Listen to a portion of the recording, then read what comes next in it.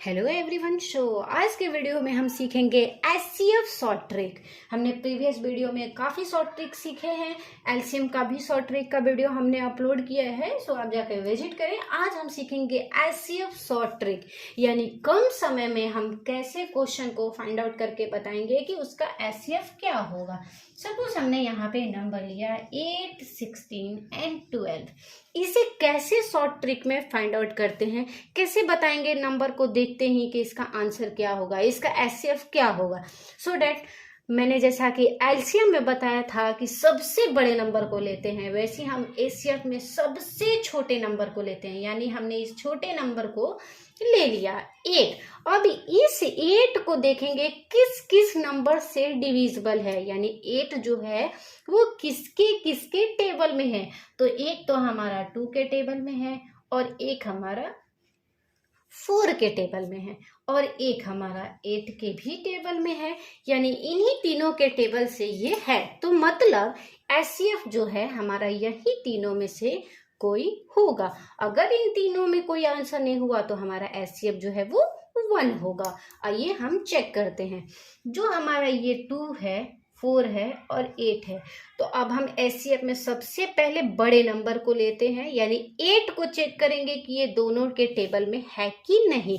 यानी 8 के टेबल में देखेंगे 16 है तो जरूर है, बट 12 नहीं है, तो हमारा जो 8 है वो आंसर नहीं होगा। 4 चेक करेंगे, 4 के टेबल से 16 देखेंगे है और 12 भी है, तो यानी जो हमारा आंसर है वो 4 है।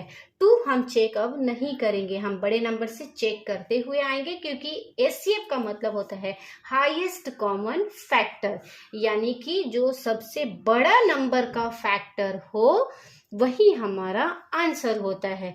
यानी 8 हमारा जो है वो आंसर नहीं है, 4 हमारा, यानी एचसीएफ जो है वो हमारा 4 आएगा। आई होप कि आपको समझ में आया होगा। हम एक क्वेश्चन और लेते हैं, उस क्वेश्चन से भी हम फिर से फाइंड आउट करेंगे। हमने यहाँ क्वेश्चन लिया 15, 9 एंड 27। जैसा कि मैंने बताया था कि हम सबसे छोटे वाले नंबर को ही लेंगे एचसीएफ में। यानी एचसीएफ को देखेंगे, एक तो 3 के टेबल से है और एक 9 के टेबल से है। तो सबसे पहले हम 9 को चेक करेंगे। 9 से हमने देखा 27 है, बट 15 जो है वो नहीं है, तो जो हमारा 9 है वो आंसर नहीं होगा। 3 से चेक करेंगे, 27 है, 3 से 15 भी है, तो जो हमारा आंसर है वो 3 होगा। यानी जो एचसीएफ है वो हमारा 3 होगा। आई होप कि आपको समझ में आया होगा। हम एक क्वेश्चन और लेते हैं जिसमें हम समझेंगे कि अगर इन दोनों टेबल से नहीं डिविजिबल है तो फिर उस सिचुएशन में आंसर क्या होगा।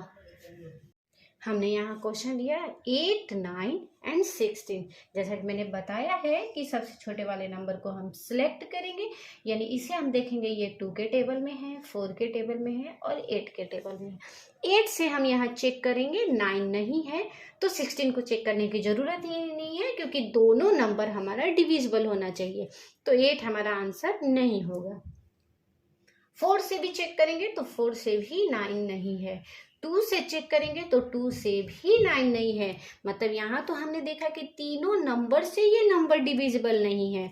एक नंबर डिविजिबल है बट दूसरा वाला नहीं है। सो यहाँ पे जो हमारा आंसर होगा वो हमारा 1 होगा।